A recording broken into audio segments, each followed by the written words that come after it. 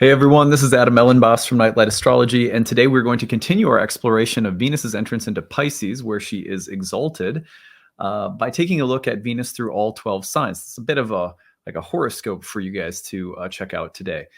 We will take a look at Venus by whole sign house according to your rising sign. Of course, you could listen to this like it was a sun sign forecast if you wanted to.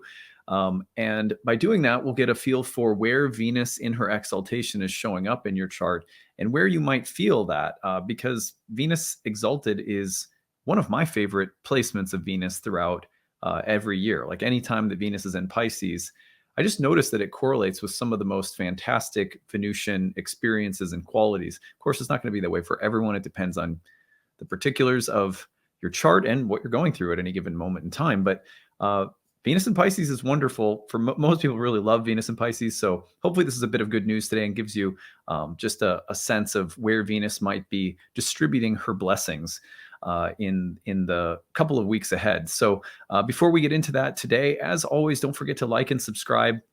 If you're new to the channel, share some comments. All of that means a lot, helps the channel to grow. Really appreciate you guys. You can find a transcript of any of my daily talks on the website, nightlightastrology.com. We've just had 2 new classes start, readings and passages, and advanced practicum and practice class. So we work with live clients and bring in charts that we're working on in practice as well. And the Roots and Spheres program. It's a monthly moon circle that focuses on the marriage between planets and plants. So check either of those out on the website, nightlightastrology.com, or under the courses tab. It's not too late to join. If you have any questions while you're checking that out, email us, info@nightlightastrology.com. All right, let's take a look at the real-time clock and get a feel for this transit. So you're seeing this transit coming through on the 26th into the 27th. Here you can see on the 26th that Venus is in the very late degree of Aquarius. Let me get my pen up here. Here we go. Late degree of Aquarius. And if we move it forward one day, you're going to see Venus enter Pisces. So it's really sort of depending on time zone. It's between the 26th and 27th that this transit takes place. And then how long does it last? Well, let's fast forward this a few weeks, and you're going to notice we're talking about late January through about, so the 26th, 27th through about February 20th. So that's a good chunk of time where we have Venus in her exaltation. Now, what does an exaltation mean? An exaltation is a place where a planet is thought to be lifted on high. It's like, if you think about like in your house, what kind of energy do you exalt? For example, in the basement of my house, we have kind of like a room that we use for working out, and that room is covered in all my Minnesota Vikings stuff. So that room exalts the Minnesota Vikings. That exalts my addiction to football and that team. So you can think about a sign that has an exalted planet as one that, in addition to the planet that rules the sign, for example, in Pisces, that would be Jupiter, that there is also going to be a planet that is lifted on high and sort of revered, to the point where sometimes the planet becomes almost exaggerated by the reverence that it receives. So, for example, Venus in Pisces, some of the qualities associated with Venus in Pisces, before we get into the horoscopes, would be, and if you didn't watch the video to start the week, I recommend you check that out. I did a rewind video of a whole discussion on Venus in Pisces that could give you a deeper look. But romance, imagination, love, sensuality, beauty, and the kind of romance that has behind it the full force of emotional conviction. So in that sense, it's like a little bit of a Shakespearean Venus. It has this sense of Jupiter behind it. This is also the domicile of Jupiter, the feminine domicile of Jupiter. So if you ever talk to someone who's very intensely passionate about art and has a sense of faith and belief tied into their values as an artist, this is a very Venus and Pisces kind of thing. So in general, again, let me guess the volume on my phone is turned on for some reason. Usually it's not. Let me go ahead and turn that off. Oops, there we go. So if you ever talk to someone who has that kind of intense romantic conviction, that's that's a good Piscean quality in general, but often it's a Venus and Pisces quality in particular. This is like to compare. If you think about a violin playing like that really, really high note where it just takes all of the emotions up to their peak in like a piece of like a composition, like a piece of music, and that super high note that's just, it's so taut, filled with emotion and intensity, and it can't hold forever. It has to break. So exaltations are like that. They take the planet in question and sort of blow it up to its highest sort of fever pitch. And it becomes almost exaggerated at times, which means that sometimes the letdown from a planet in its exaltation, coming out of its exaltation, for example, or even while it's in its exaltation, you can go through these highs and lows, these peaks and valleys that are related to the kind of intensity or amplification of the archetype, to this sort of like, oh, it gets like that. And it could be Saturn's exaltation or the sun's exaltation. It'll take that archetype and sort of amplify it to this very dramatic extreme, which is why, for example, some traditional astrologers said that an exalted planet, especially if it was in an angle in the birth chart, could represent someone who has qualities that are puffed up or even proud, or like exaggerated somehow. Anyway, but Venus and Pisces, generally speaking, we're now talking about the goddess of good fortune, of pleasure and pleasant experiences, and of sensuality and joy and romance. And we're talking about her in one of her happiest signs, a place where, ruled by Jupiter, where there's a sense of abundance and an overflowing feeling of romantic joy and happiness, and it's kind of dreamy as well. So with all of that in mind, what we're going to do today, like I said earlier, is we are going to look at where this may land in your chart depending on your rising sign. Now, you could listen to these again as sun sign horoscopes if you wanted to, and just pick the sign that you typically listen to for a sun sign horoscope. But given that your rising sign will correlate with the whole sign house version of your birth chart, I recommend listening to your rising. And we're just going to go through and give you some keywords to help you focus on as a way of prepping yourself for Venus's entrance into Pisces, which happens at the end of this week. So let's start off with Aries. If you are an Aries sun or rising sign, then Venus is in your 12th house. Now, in this position, the 12th house, often thought of as a blind spot, Venus could show up very much as the kind of a romantic extreme that is actually maybe undermines you in some way. For example, drinking too much or getting caught up in some kind of romantic tryst, some kind of love affair. This could be the romantic compulsion that is acting in the shadows or comes up from the unconscious. And that could mean that although it's lovely, it has a kind of destructive face to it. It could also be about heartache and heartbreak, or learning lessons and healing around love and relationships. It could be about the things that are hidden from your view within friendships or relationships. So it's like this exalted Venus is working in an area that is often about what is unconscious, or what is in the blind spot, or what we don't quite see or understand. So keep that in mind. All right, we're going to move ahead to Taurus. If you're a Taurus, then this places Venus into her exaltation in the house of friends. So you're thinking now about the quality of friends or social life and social circles in general, and the feeling of camaraderie, or sharing something in common, or just having a good time with friends. So I like this transit because it really sort of, in terms of your social life and having fun and making positive connections, or even receiving good fortune from allies or other people, or even famous people, like somehow taking notice of you. That would be a very exalted Venus in the 11th house kind of transit. The beauty and blessings of Venus are traveling through a place of groups and friends. So watch for that in terms of who and what you are sharing the beauty of Venus with in the weeks ahead. All right, well, if you're a Gemini, then Gemini Sun arising, we're looking at this horoscope now placing Venus into the 10th house, which means that Venus is bringing her exalted qualities into the area of career. Now, that could be about relationships in the workplace, could be something creative that you're getting involved with. It could be that the qualities of love are very public somehow. For example, you're going out on a date, or you're, a little, what's the phrase? PDAs, public displays of affection, kind of flirting more publicly, or making out with your significant other in the movie theater, or just, again, the good fortune that could be entering the vicinity of your career right now. Watch for a kind of romantic intoxication around work and career.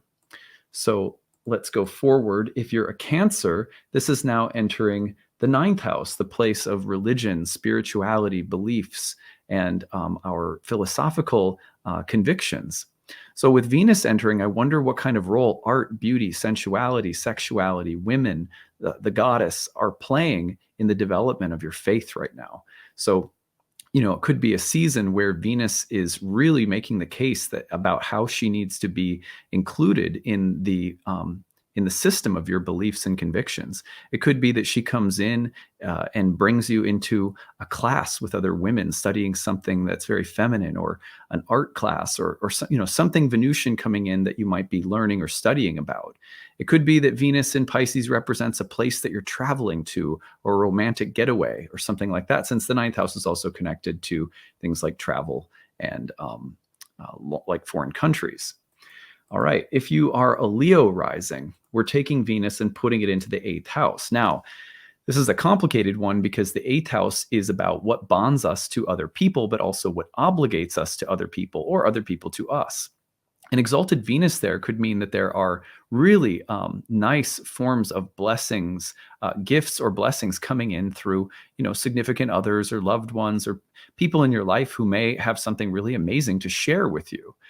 It could also be about the temptation. Wow, look at what someone else has that could be mine. But what kinds of compromises are involved? Sometimes the 8th house is one of those houses of the devil's bargain.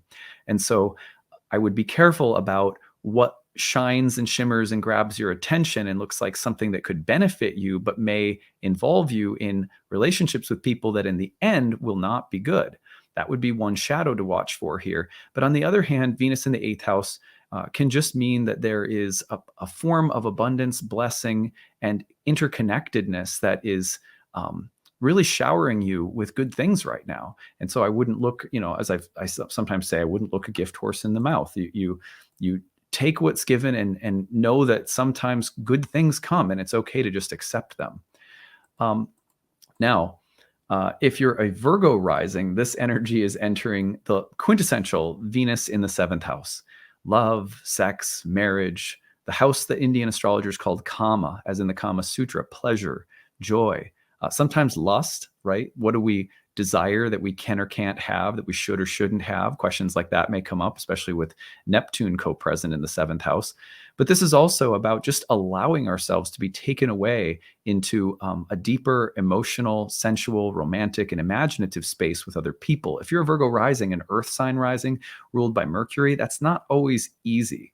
I would say allow yourself to be sort of swept out to sea with Venus a little bit more, whether that's through friendships or lovers, just opening yourself up to where Venus wants to take you. And it'll probably be somewhere that's a little bit outside of your personal bubble.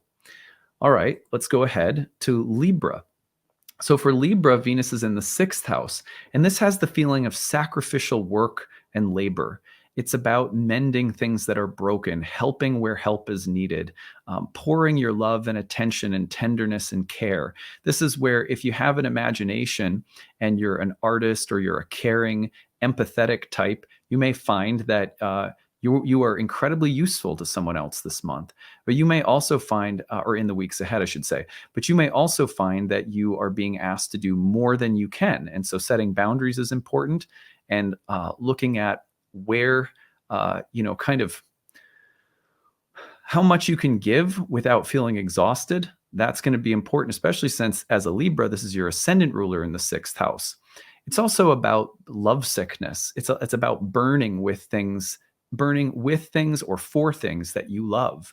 The concept of martyrdom really belongs to the sixth house. Venus in the sixth house is like being lovesick for a cause, pouring your passion into a project, and receiving good fortune from sort of selfless service, sacrifice, and hard work. So there's blessings that come through a little bit of burning this month. It's also a good time to heal something that's broken, or fix or mend something that needs patching up. And that could be your own health. And so it's a time to just get right this month and take it. And I say this month, I really just mean the weeks ahead. Okay, Scorpio. This places Venus into your fifth house, the place of pleasure, love, and creativity, romance, joy, children, pregnancy. It's an interesting one because a fertile water sign like this, pregnancy is definitely one theme that could come up, as well as the joy of children or the joy related to creativity in children. But also, Venus in the fifth is just one of the most creative transits that you'll see of Venus, because this house was called the joy of Venus. Venus is incredibly happy, exalted in the fifth house. This is a good time to be dancing, writing music, having those more romantic connections, and letting yourself go. Who cares or who knows what will come of it? I don't think that the fifth house needs to be like the seventh house, where concerns about commitment and what the bond means or where it will go are as important. The fifth house is a little bit more like follow your bliss. And so I wonder if this month for Scorpios, the message isn't about letting yourself enjoy what the heart wants to enjoy. Follow that creative impulse. So with Sagittarius, we have Venus in the fourth house.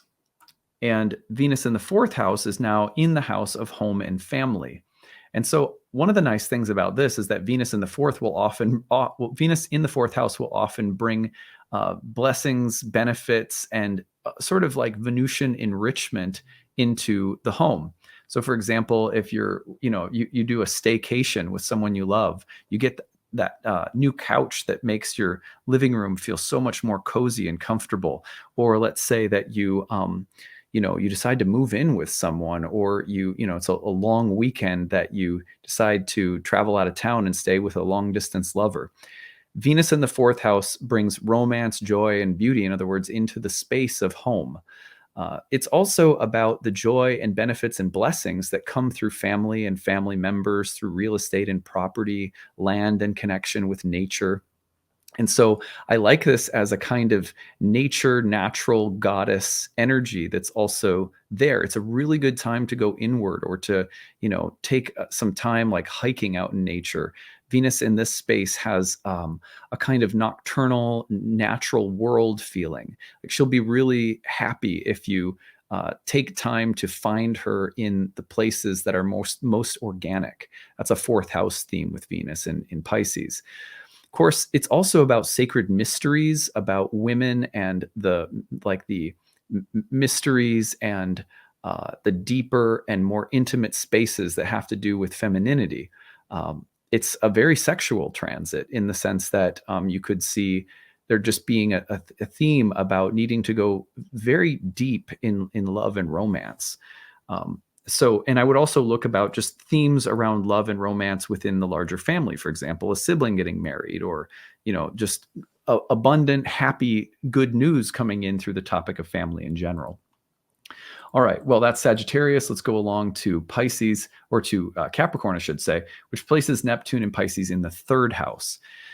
Now, for me, this means that, especially, as a Cap rising, the mind is generally more serious. You have a more Saturnine disposition. That's the ruler of your ascendant.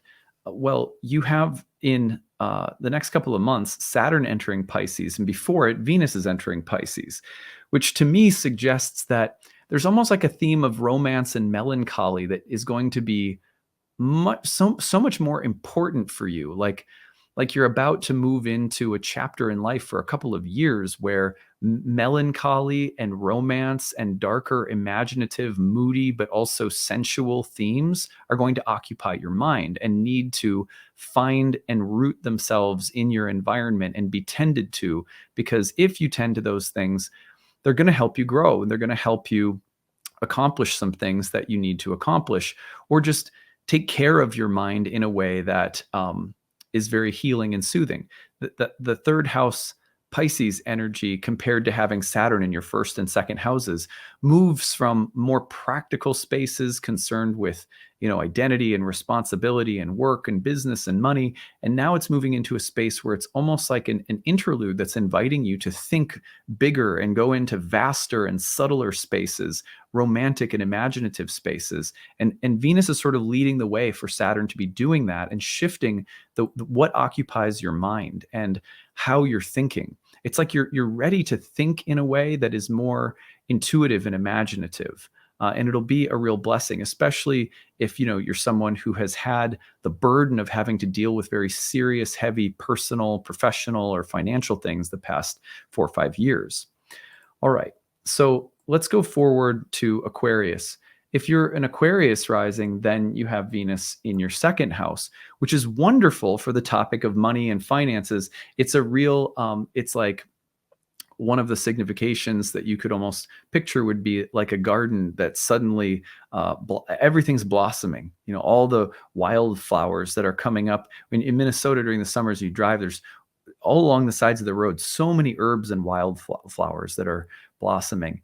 And this is kind of like that where you have a very fertile Venus, the goddess of good fortune, in the house of resources. And so things that you have been developing, you may see blossoming. Skills you've been developing, you may see fruiting in some way. And also just good for money and business and things growing and offering their blessings to you.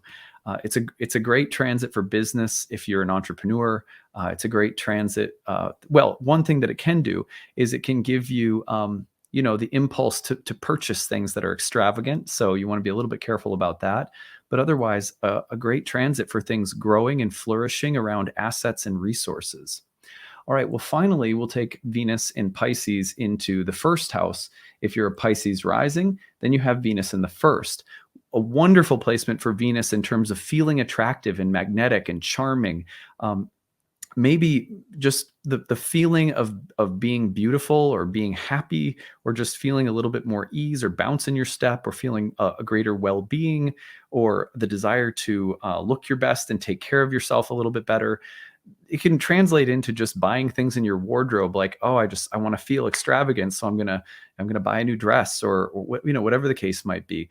Venus in the first house could be that trip to the spa to get your facial, or whatever. Take a trip to the float spa. They have one of these down the road for me. I did it for my birthday. You just lay there and float in salt water. It's amazing. It's deeply relaxing. So self-care, feeling the grace of Venus filling your body and your mind, and also just being magnetic and attracting things to you in the first house. This is wonderful for that. Now, Venus in the first house could be a little bit vain or extravagant, or it could have you, sort of following the kind of following that Venusian impulse, in a way that's problematic. You want to be a little bit careful of that. But mostly I would just say enjoy, because Venus in the first house as a Pisces is one of the great transits of your year, where one of your rulers, Jupiter being the other one, is coming back home. And usually that means that there's often comes with it a sense of completion. Venus in the first house can also feel like you're ready to launch something, to start something. And just the support that you feel like you need on multiple different levels is a good indication for Venus exalted in your first house. So that is just a brief tour of Venus through the houses to give you guys some keywords and themes and topics to start opening yourself to. Remember, this transit comes through at the end of the week. So we've been prepping these first couple of days of the week, sort of visiting Venus and Pisces on an archetypal level and now a horoscopic level. We will come back on Thursday and Friday with more good stuff, and Tao Te Ching tomorrow. So we will, I'll look forward to seeing more of you guys later in the week, and we'll talk to you again soon. Bye, everyone.